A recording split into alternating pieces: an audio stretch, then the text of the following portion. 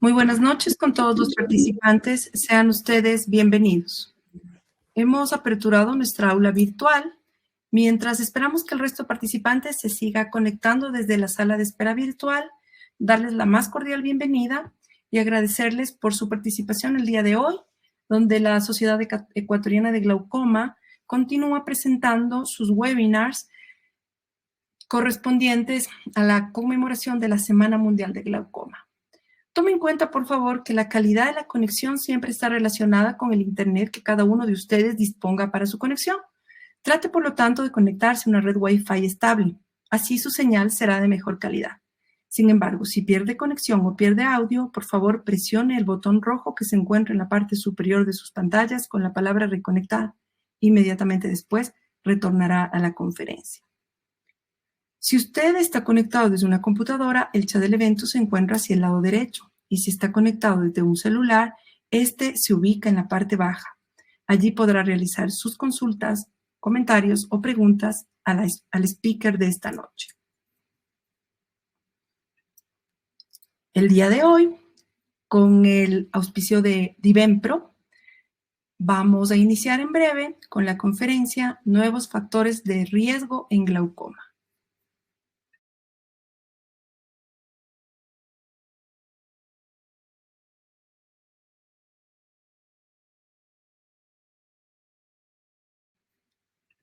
En la noche de hoy, con mucho gusto, voy a presentar a las doctoras que van a ser de moderadoras. En primer lugar, la doctora Gabriela Torres. La doctora Torres, miembro fundador y actual vicepresidente de la Sociedad Ecuatoriana de Glaucoma, miembro de la Sociedad Ecuatoriana de Oftalmología. Tiene un posgrado de oftalmología en la Universidad Central del Ecuador. Es jefe del Departamento de Glaucoma de la Clínica Oftalmológica Boreal. Y también nos va a acompañar la doctora Irene Totoy. La doctora Totoy tiene un posgrado de oftalmología por la Universidad Estatal de Guayaquil. Es miembro de la Sociedad Oftalmológica Ecuatoriana, miembro de la Sociedad Ecuatoriana de Glaucoma y miembro activo de la PAO. Doctora Gaby, buenas noches. Adelante, bienvenida. Buenas noches con todos. Gracias por su gentil presencia. Vamos a dar una pequeñísima introducción para dar la bienvenida a nuestra querida invitada, la doctora Ana María Vázquez.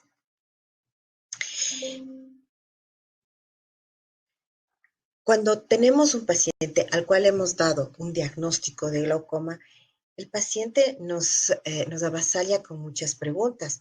Doctor, aparte de las gotas, ¿qué me recomienda? ¿Qué puedo hacer? Porque cuando un paciente se entera que tiene glaucoma, desea hacer todo lo que está en sus manos y más allá y lo que nunca hizo antes.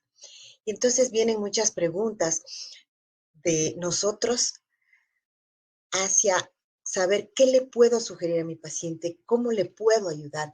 Y el paciente, mientras uno piensa, le pregunta, ¿qué alimentos debo consumir? ¿Qué está bien? ¿Qué está mal, doctor? ¿Puedo tomar alcohol? ¿Qué tipo de alcohol? ¿Cuánto puedo seguir tomando mis costumbres antiguas?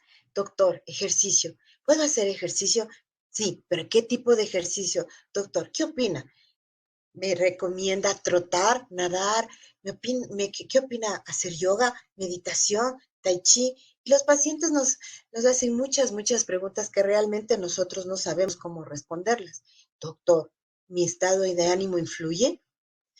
Y también nos preguntamos, ¿cómo puedo trabajar en conjunto con mis otros colaboradores de otras especialidades para favorecer a mi paciente?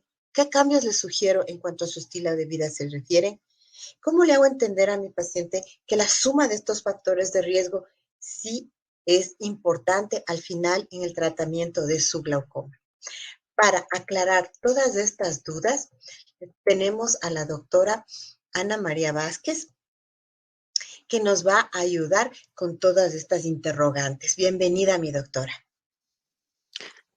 Es para mí un gusto leer el currículum de la doctora Ana María Vázquez. Buenas noches a todos, a toda la audiencia virtual. La doctora Ana María Vázquez es Fellowship en Glaucoma en el Bascom Palmer Eye Institute, Universidad de Miami, Estados Unidos, cuyo mentor fue el doctor Paul Palmer. Es profesora actualmente de glaucoma de posgrado de oftalmología en la Universidad Central del Ecuador, es miembro del Comité de Pacientes de la Asociación Mundial de Glaucoma, es secretaria de la Sociedad Latinoamericana de Glaucoma, expresidente de la Sociedad Ecuatoriana de Glaucoma, ex vicepresidente de la Sociedad Ecuatoriana de Oftalmología, directora del Instituto de Oftalmología y Glaucoma Vázquez, Hospital Metropolitano, Quito, Ecuador. Con ustedes, la doctora Ana María Vázquez, con el tema Nuevos factores de riesgo en glaucoma. Bien, muchísimas gracias por la invitación a abordar este tema. Para mi agradecimiento especial a Laboratorios DIFARE por esta cordial invitación, y es en realidad un honor para mí ser parte de este webinar dentro de la serie de webinars que ha organizado la Sociedad Ecuatoriana de Glaucoma. Y me permito en esta ocasión felicitar a la Sociedad de Glaucoma, Ecuatoriana de Glaucoma, y su directiva en la persona del doctor Andrés Díaz por la excelente labor realizada durante el mes de marzo a propósito de la Semana Mundial de Glaucoma. No mencionaba ningún conflicto de intereses relacionados a este tema. El objetivo de esta presentación es compartir información relevante sobre los nuevos factores de riesgo para glaucoma, como son apnea del sueño, presión de perfusión ocular e hipertensión arterial. Y es que la presión intraocular es el único factor modificable y tratable de tanto los tratamientos médicos, quirúrgicos o láseres que existe hasta este momento documentado y demostrado. Pero hay nuevos factores de riesgo que se han ido sumando y que la evidencia va mostrando, como son la edad, tenemos unas córneas delgadas, factores genéticos, la hemorragia en astilla en el disco, y a esto se suman nuevos factores como factores vasculares como la hipertensión arterial, el vasoespasmo y la aterosclerosis. El apnea del sueño es otro de estos factores nuevos que se suman a este cuadro, y la presión de perfusión ocular. Entonces, en esta noche nos ocuparán estos tres casilleros: hipertensión arterial, apnea del sueño y presión de perfusión ocular. Vamos entonces a revisar un poco qué es esto del síndrome de la apnea e hipopnea obstructiva del sueño, cuya prevalencia de asociación entre glaucoma y este síndrome, la primera vez que fue reportado fue en el año de 1982 y se encuentra prevalencias desde un 2 hasta un 27%. Existen mecanismos que explicarían esta mayor prevalencia de glaucoma en este tipo de pacientes, y es que ocurre una disrupción de la autorregulación del flujo vascular en el nervio óptico, secundario a episodios de hipoxemia e hipercapnia asociado a fluctuaciones de la presión arterial. Este síndrome, si bien es cierto, sin desestimar que es clínicamente su diagnóstico, la manera real de aseverarlo es a través de un examen de polisonografía que permita evaluar cuál es el ciclo fisiológico del sueño de un paciente, así como también el resultado del tratamiento para este tipo de síndromes. Este síndrome es más frecuente en hombres de mediana edad y se caracteriza por ronquidos fuertes, por jadeo, por migrañas matutinas, somnolencia diurna permanente y persistente en los pacientes. Se genera por un colapso o una obstrucción de la vía aérea superior que no se extiende más de 2 minutos. Entonces, este síndrome viene asociado a una serie de factores cardiovasculares y dentro de ellos también factores y mecanismos oftalmológicos y presentaciones clínicas que es importante reconocerlas. ¿Cómo son? Puede venir asociado a glaucoma, puede venir asociado a un párpado superior flácido y a una neuropatía óptica isquémica no arterítica, así como también podemos encontrar en estos pacientes presencia de papiledema. El tratamiento de este síndrome básicamente es lo que se llama la higiene del sueño, que consiste en bajar de peso. El uso del CPAP está demostrado en algunos estudios que puede ayudar en el tratamiento y evitar la progresión de glaucoma en los pacientes que hay asociación, pero no hay una evidencia definitiva ni muy clara al respecto. ¿Qué con relación a la presión de perfusión ocular? ¿Es realmente la presión de perfusión ocular un factor de riesgo para glaucoma primario de ángulo abierto? ¿O es en realidad el impacto secundario a la presión intraocular alta per se? Hay muchos estudios poblacionales epidemiológicos grandes que buscan dilucidar esta pregunta, que fue una inquietud del estudio Rottenberg. Este estudio mostró que en pacientes que están con el mismo nivel de presión intraocular muestran cambios y riesgo de progresión de glaucoma dependiendo del nivel de presión de perfusión ocular a largo plazo a los 9 años. Es un estudio recientemente que muestra esta inquietud que no fue demostrada en los estudios previos. Pero ¿cómo se calcula la presión de perfusión ocular y cuáles son estos valores que vamos a manejar de aquí en adelante en la continuidad de la charla? Debemos definir qué es en primer lugar y cómo se calcula la presión arterial media.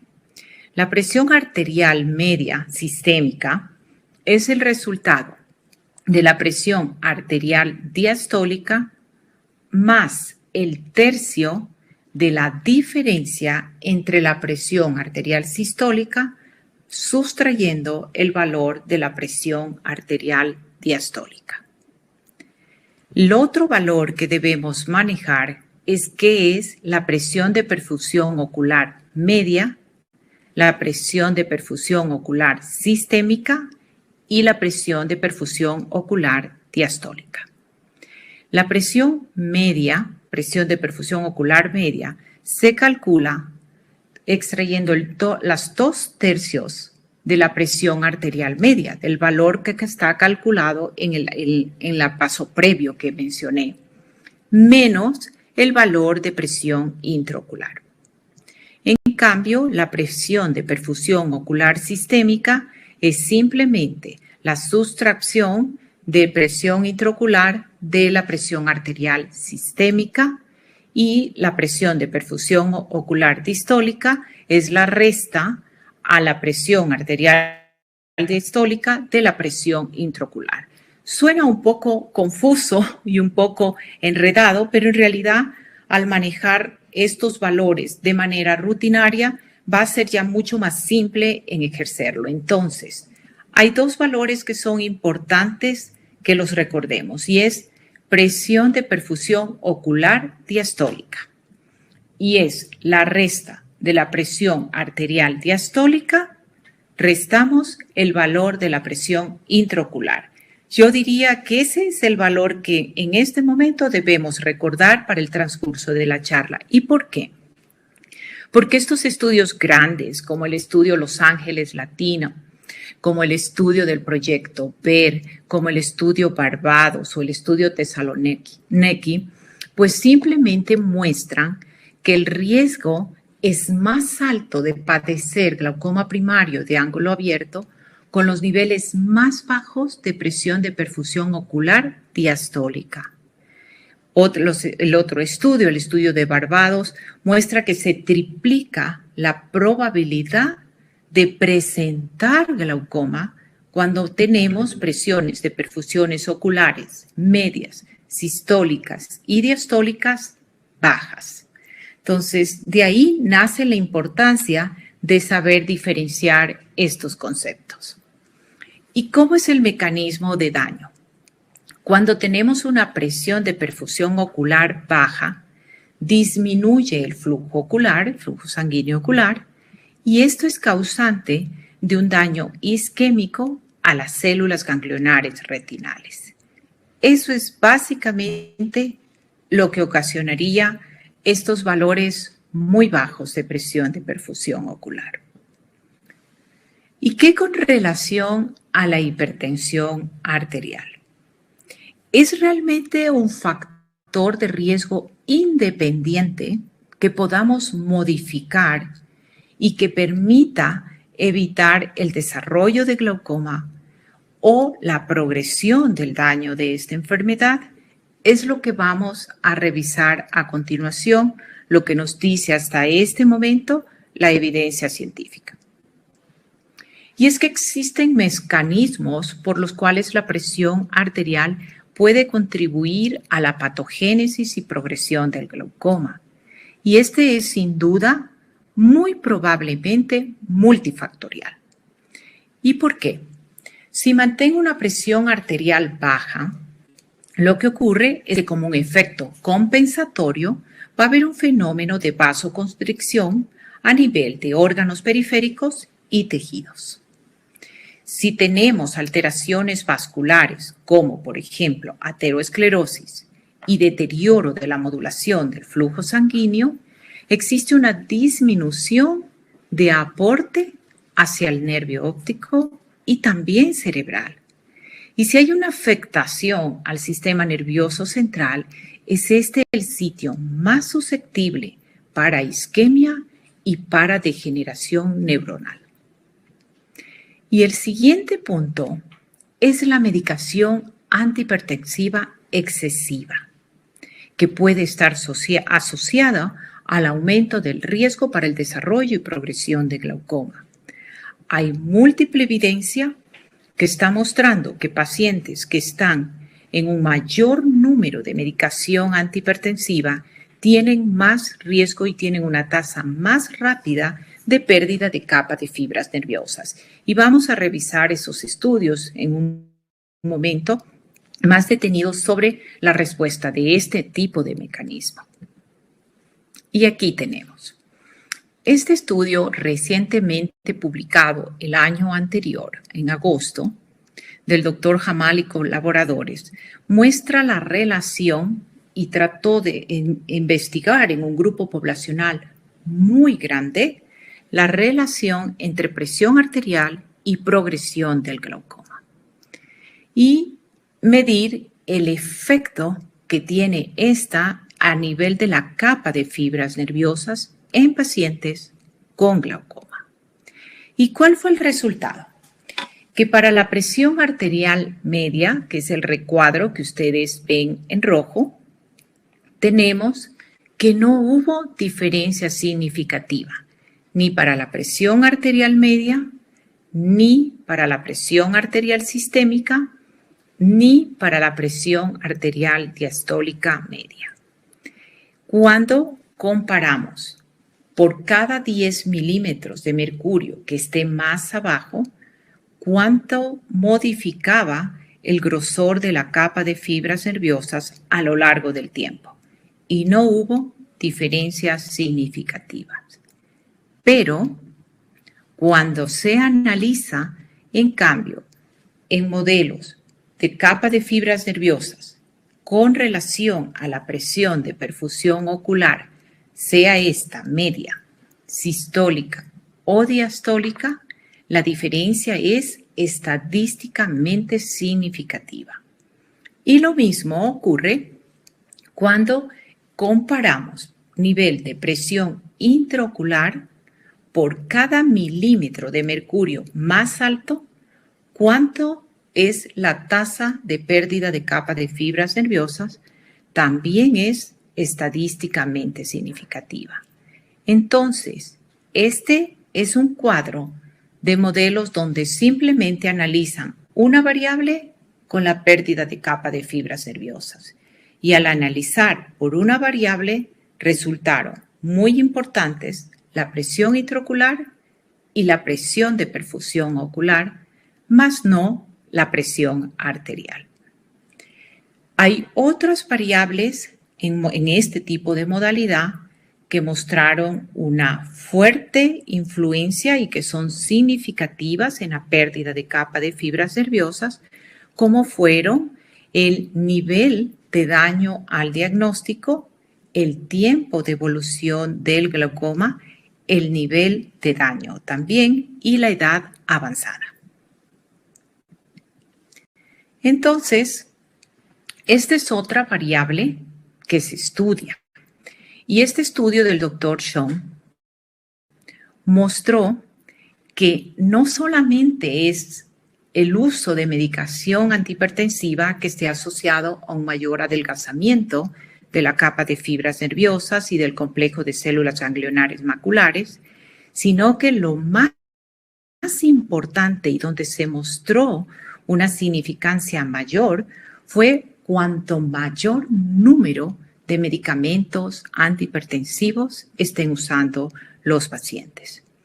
Y es importante saber que este estudio estudió pacientes con glaucoma, midiendo hipertensión y grosor de capa de fibras nerviosas y medicación, y el otro grupo, pacientes con diagnóstico de glaucoma, con hipertensión arterial y con medicación antihipertensiva. Y lo que obtuvo es que en pacientes sin diagnóstico de glaucoma, con gran número de medicamentos antihipertensivos, presentaban un adelgazamiento de la capa de las fibras nerviosas y del complejo de células ganglionares. Y los pacientes con glaucoma mostraban una pérdida más acelerada de esta capa. Eso reporta este estudio. Y otro valor importante a precisar aquí es que cuán frecuente es la asociación de hipertensión arterial y de glaucoma. Y cuán frecuente es el uso de medicación antihipertensiva en la población general. Así se reporta que el 45.6% de la población americana tiene un diagnóstico de hipertensión arterial, de los cuales la minoría es la que está en tratamiento no farmacológico.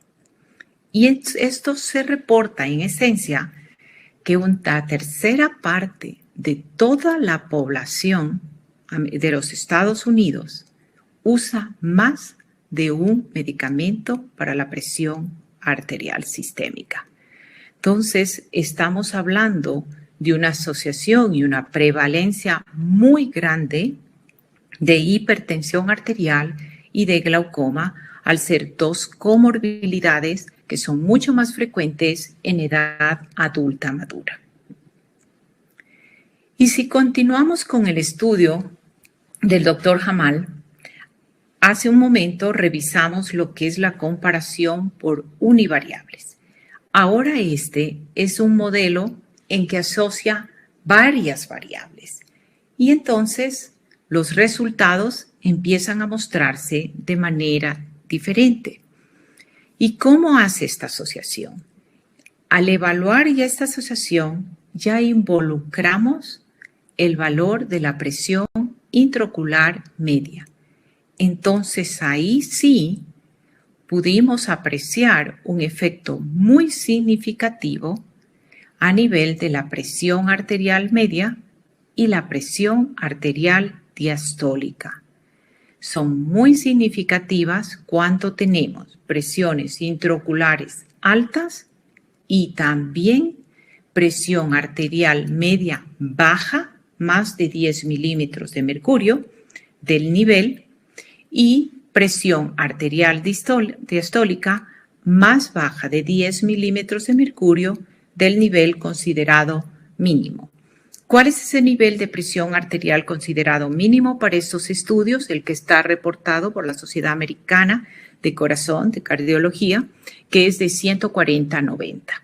Entonces, por cada 10 milímetros por debajo de 90, tenemos un riesgo más significativo de pérdida de capa de fibras nerviosas si tenemos asociado una presión intraocular más de 1 milímetro por encima de la presión meta calculada para ese paciente. Entonces, ese estudio revela una asociación muy fuerte, muy importante y que está cambiando en realidad la concepción del manejo actual de nuestros pacientes con glaucoma y de manera mucho más importante en los pacientes con glaucoma de presión normal o con glaucoma primario de ángulo abierto que estén evolucionando progresando rápidamente pese a supuestamente estar bien controlados y estar bajo la presión meta estimada en ellos.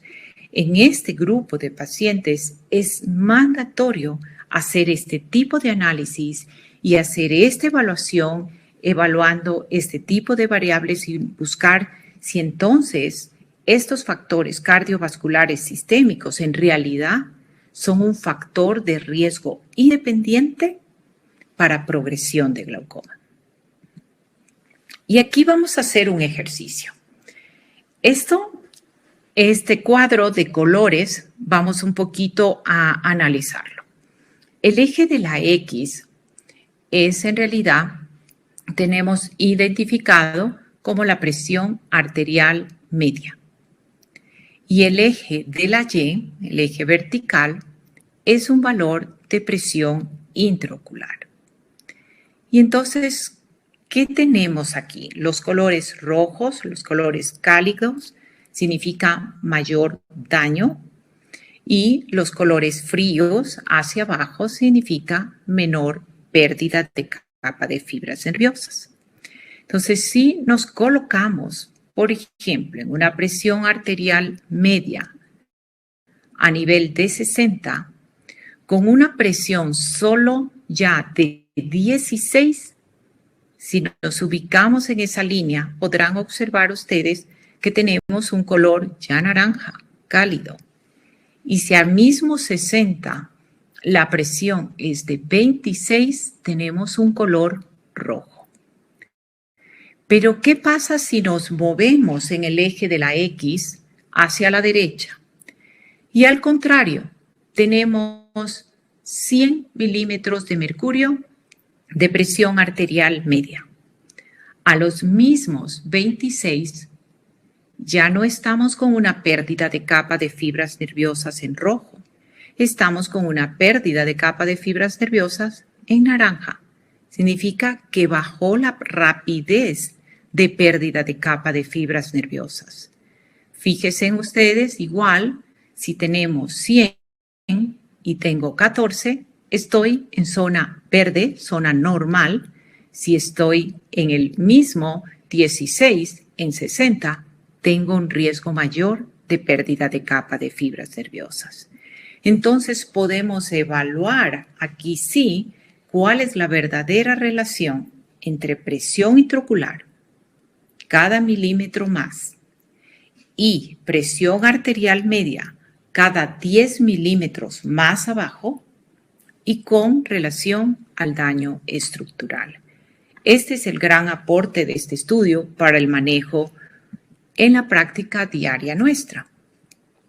¿Y qué ocurre con este otro, que es la hipotensión sistémica nocturna? El riesgo de progresión en pacientes con glaucoma. Hay también aquí la caída de la presión arterial nocturna en los individuos sanos y también lo hay en los pacientes hipertensos con medicación antihipertensiva. Esa caída se llama DIP, es más del 10 al 20% en condiciones que están medicados y en condiciones normales está por debajo de ese valor. Entonces, la hipotensión sistémica nocturna existe en condiciones naturales y es mucho mayor en pacientes hipermedicados o excesivamente medicados con antihipertensivos. Entonces, ¿es en realidad la hipertensión arterial un factor de riesgo?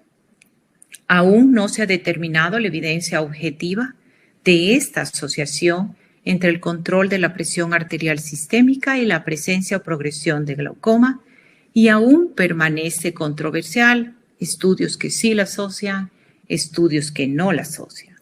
Pero lo que sí es que deberíamos observar y añadir la presión arterial en el algoritmo de fijación de la presión intraocular meta. Y entonces vamos a hacer este ejercicio.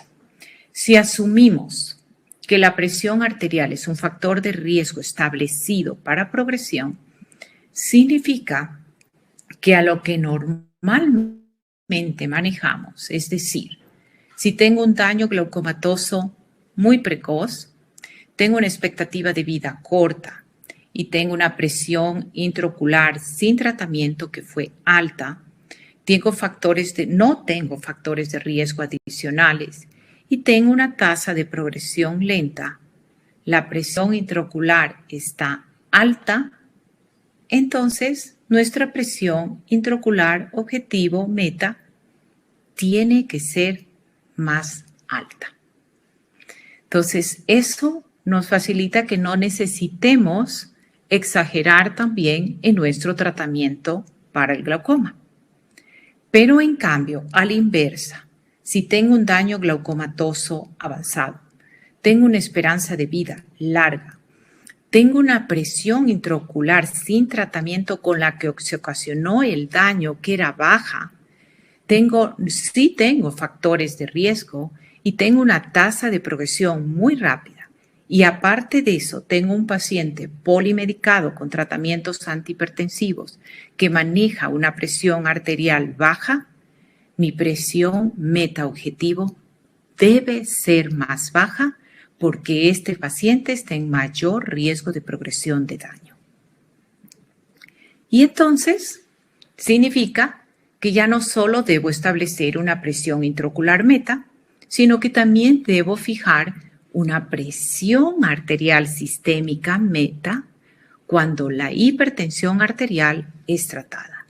Y aquí es la importancia de la interrelación entre el oftalmólogo, el cardiólogo, el clínico, el geriatra o las personas que manejan en clínica del sueño los problemas también de apnea o hipopnea del sueño. Entonces, ¿por qué? Vamos a revisar y hacer de nuevo el mismo ejercicio. Ahora, en la flecha no está mencionada la presión intraocular meta. En la flecha lo que está es la presión arterial sistémica meta. Y vamos a asumir que la presión arterial baja es un factor de riesgo establecido para progresión. Entonces, revisemos. Tengo daño glaucomatoso precoz. Tengo una esperanza de vida corta. Tengo la presión con la que se produjo el daño sin tratamiento fue alta. No tengo factores de riesgo adicionales y mi tasa de progresión es lenta. Entonces, la presión arterial meta sí puede estar más baja para evitar los riesgos de accidentes cerebrovasculares o cardiovasculares.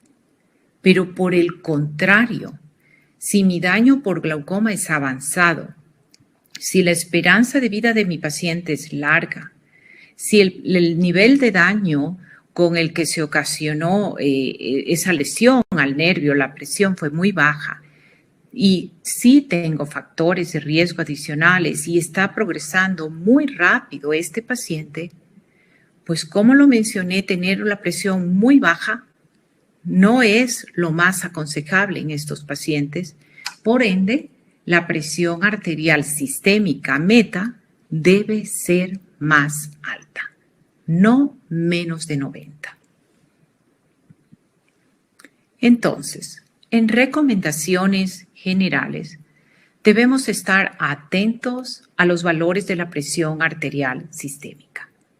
Por ende, la realización de la medición de la presión arterial de 24 horas es mandatorio en este tipo de pacientes que están progresando muy rápido o que tienen un glaucoma de tensión normal. Evitar el tratamiento antihipertensivo exagerado.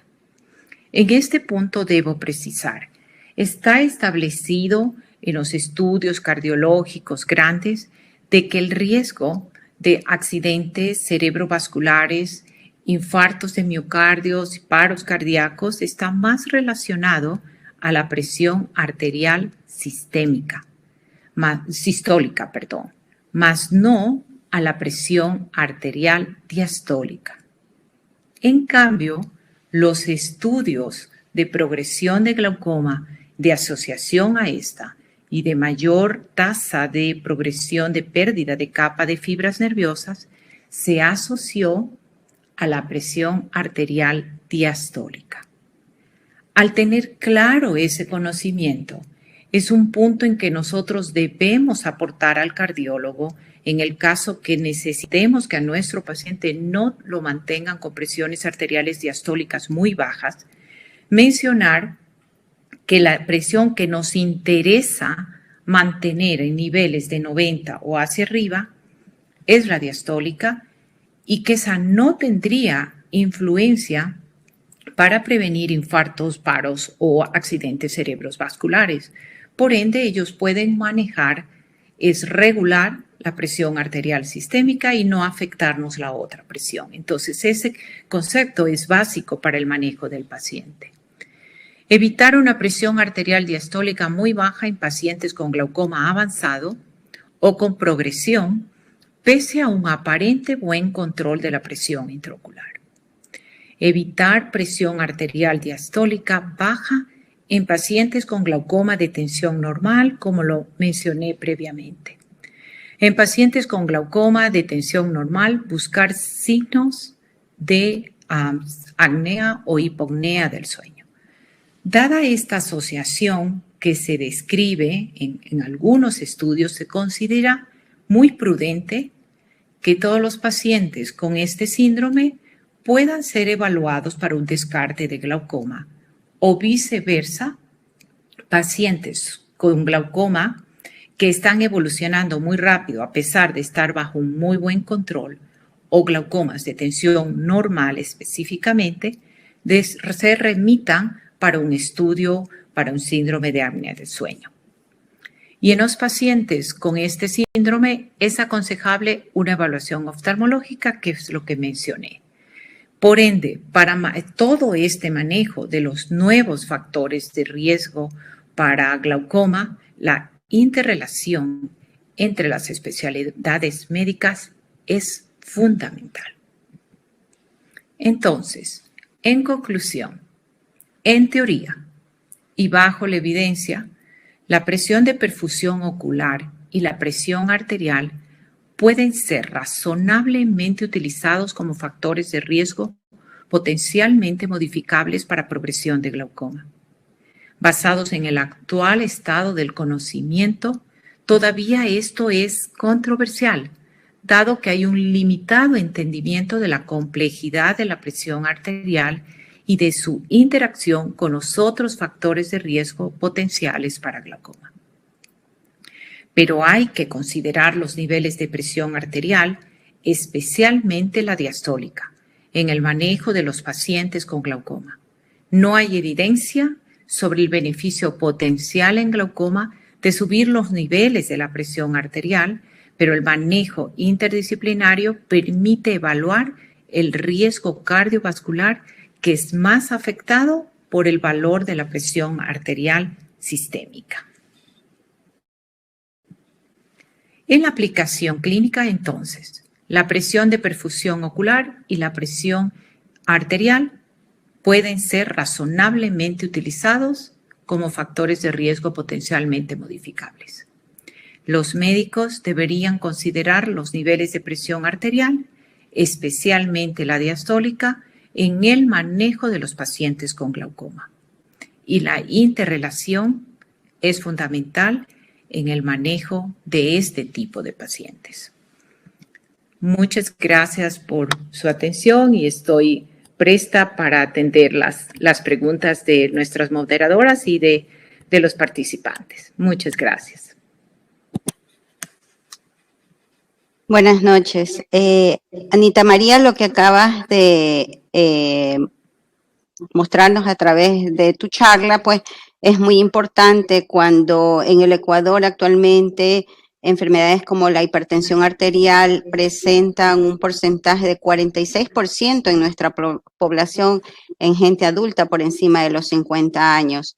Y a medida pues que desgraciadamente hemos cambiado nuestro estilo de vida, una vida acelerada, la gente joven pues definitivamente tiene una alimentación un poco desordenada, hace pues que se presenten también problemas de hipertensión arterial y lo cual la incidencia pues va en aumento actualmente en el Ecuador, ¿no? Sobre todo pues no solamente la alimentación, sino también lo que se refiere a bebidas energizantes que contienen pues a la larga pues influyen en la respuesta vasomotora de estos pacientes llevándolos a la hipertensión arterial. También pues otra patología importante que también, pues ahora no la has tocado, es la diabetes mellitus, que también altera la microvasculatura endotelial y en cuya incidencia actualmente es del 5 al 7% de la población en el Ecuador, ¿no? Yo creo que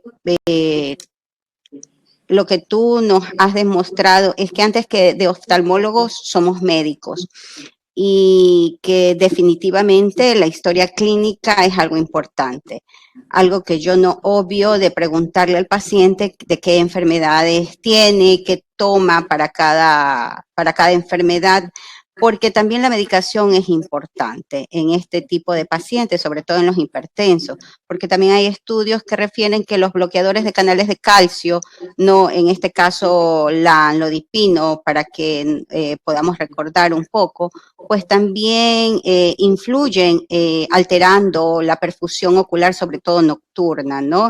Y se demostró, bueno, no es que se demostró, sino que hubo algún tipo de evidencia de que los pacientes hipertensos que tomaban este tipo de medicación, pues también definitivamente mostraban progresión de la enfermedad del glaucoma. Lo que tú nos has mostrado, pues definitivamente los extremos, tanto la hipertensión como la hipotensión arterial, influyen mucho en la microvasculatura de perfusión. Ahora, mi pregunta va, Anita María, actualmente con todo este conocimiento que ya es parte de ti, ¿cuánto es aplicable en tu consulta? Porque, por ejemplo, yo había leído un estudio que la perfusión diastólica, pues no, era muy importante, sobre todo debería de ser tomada en los dos brazos y de ahí pues haber la diferenciación con la presión intraocular y de ahí los porcentajes que tú mostraste de disminución, sobre todo en pacientes que, como tú bien dijiste, pues vemos que están progresando el daño tanto en la pérdida del deterioro del campo visual como en la disminución de las fibras neuroretinales. ¿Cuán práctico actualmente es esta aplicación en tu consulta clínica? Gracias, Irene. Creo que están pidiendo de que tengamos webcam y yo tampoco tengo webcam, veo. Yo tampoco. Creo que están las pantallas apagadas, sí. O sea, yo me estoy viendo, no sé si me ven, pero yo me estoy viendo. Si no me quieren ver, apago la pantalla. Yo la tengo prendida, pero no veo a nadie, pero bueno. Sí. Gracias por la pregunta, Irene. Bien, creo que son conceptos que están ahí y están para ser aplicados. Y como precisé en la aplicación clínica como tal, ¿dónde vendría el uso, digamos, o la aplicación mandatoria de conservar estos otros factores de riesgo? Si tengo un paciente que sigue progresando y lo tengo bajo la presión meta, pero progresa y confío en que está haciendo un cumplimiento bueno, un buen seguimiento, pues es mandatorio observar otros factores. Y estos factores de riesgos vasculares muestran una asociación importante. Los factores de apnea y hipopnea es otro factor muy importante. Entonces, es mandatorio descartar y hacer un estudio en estos pacientes para ver otras maneras de ayudar paralelamente a evitar que el paciente caiga en un deterioro visual severo.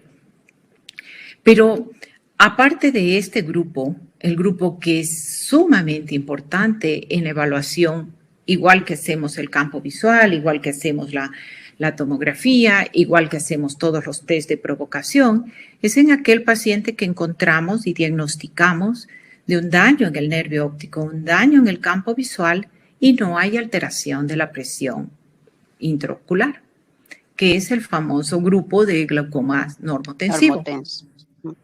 Y de hecho, en el estudio de tratamiento del glaucoma de tensión normal, así como en el estudio del glaucoma de tensión normal como tal, muestran la asociación de síndromes de apnea y hipopnea, muestra la asociación de número de medicamentos y de hecho el estudio del tratamiento del glaucoma de tensión normal lo evidencia ya como un factor de riesgo independiente el número de medicamentos antihipertensivos.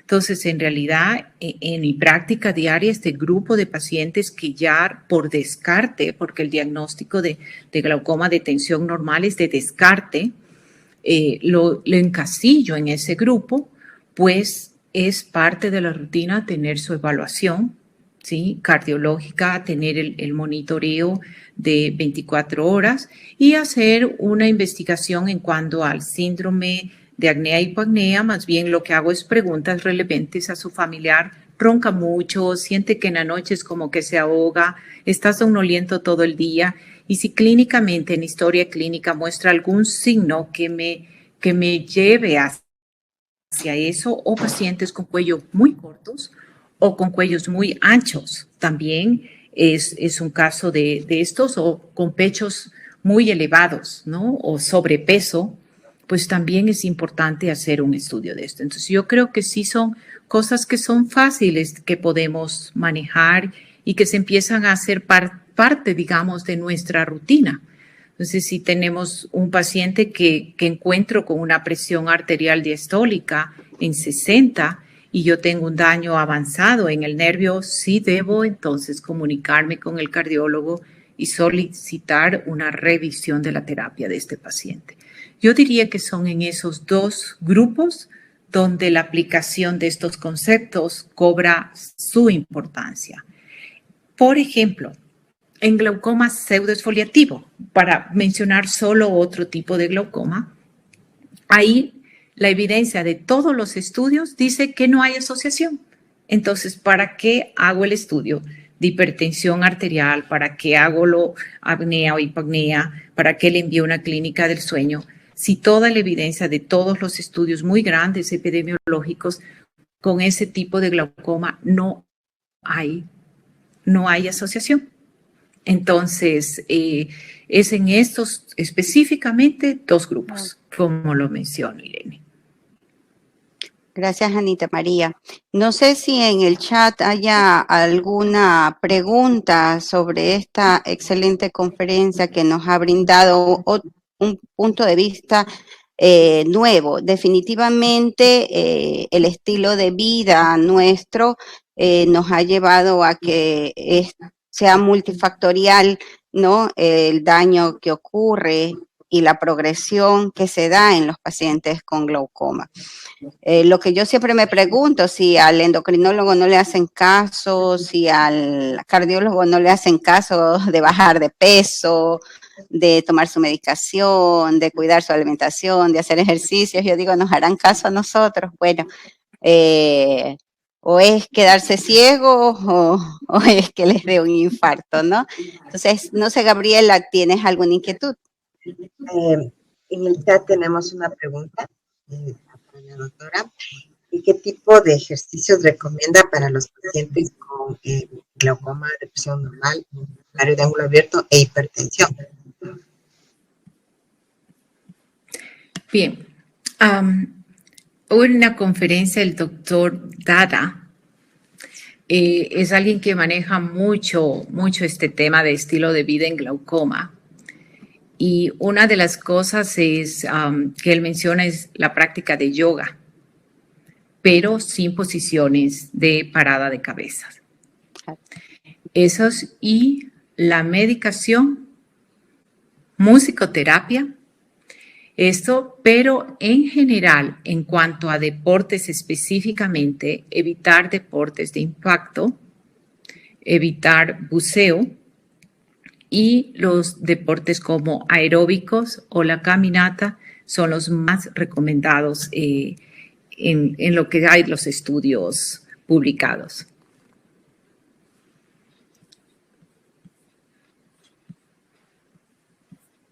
No se te escucha, Gaby. Ante todo, muchas gracias, doctora. Ha sido una conferencia espectacular. Ahora nos queda el siguiente paso, que es tratar de llevar este conocimiento a los cardiólogos para poder integrarnos entre especialidades para el mejor servicio a nuestros pacientes. Porque estas inquietudes que usted nos transmite, doctora, yo las he tenido antes. He solicitado Holter en 24 horas y todos estos exámenes para valorar estas presiones diastólicas bajas, que son las que más nos afectan, pero aún no encuentro un cardiólogo que me entienda que la estoy pidiendo y que por demás no se moleste con mi pedido. Ellos no logran entender el impacto de las hipoperfusiones y las diastólicas tan bajas en la vida de nuestro nervio óptico. Aquí tendríamos que solicitar el trabajo de las farmacéuticas para lograr integrar el conocimiento cardiológico y oftalmológico para el mejor bien de nuestros pacientes. Muchas gracias, mi doctora. Sí, Bueno. Gaby, si me permites, y ahí un comentario a lo que mencionas, es algo importante que sé que es difícil a veces interrelacionar con cada cardiólogo de cada uno de nuestros pacientes, pero sí es importante que nosotros revisemos qué está tomando el paciente desde ahí y saber cómo manejar la medicación antihipertensiva del paciente y saber cuándo las dosis no están correctas, porque a veces es por omisión o confusión del paciente. Y una de las cosas primarias que hay que saber es que debe evitarse que los pacientes, o no debe administrarse en este grupo de pacientes, medicación antihipertensiva sistémica en la noche. Y si el paciente está tomándolo luego de las 5 de la tarde, debemos comunicarnos con el cardiólogo y mencionar que no, porque eso sí es una causa del DIP por sobre el 20% en la madrugada, y eso es una causa de daño muy grande al nervio óptico. Y lo otro, pues usar nosotros los beta bloqueadores, evitarlos en la noche. Usarlos en horario de la mañana, porque también tienen absorción sistémica y también afectan en este grupo de pacientes el problema de perfusión ocular nocturna por hipotensión. Sí. Bueno, doctora Vázquez, le agradecemos por su magnífica charla. Siempre nos tiene acostumbrados a escuchar excelentes conferencias. Hoy no nos hemos quedado defraudados. Esperemos pues definitivamente que esto pues comencemos a aplicarlo y volvamos a ser, como usted lo acaba de decir, pues otra vez médicos antes que oftalmólogos. Buenas noches con la audiencia virtual, un abrazo, los esperamos en la siguiente conferencia. El día martes 26 de abril a las 7:30, con el tema escogiendo el lente intraocular correcto para pacientes con glaucoma. Buenas noches. Muchas gracias por la invitación. Buenas noches con todos.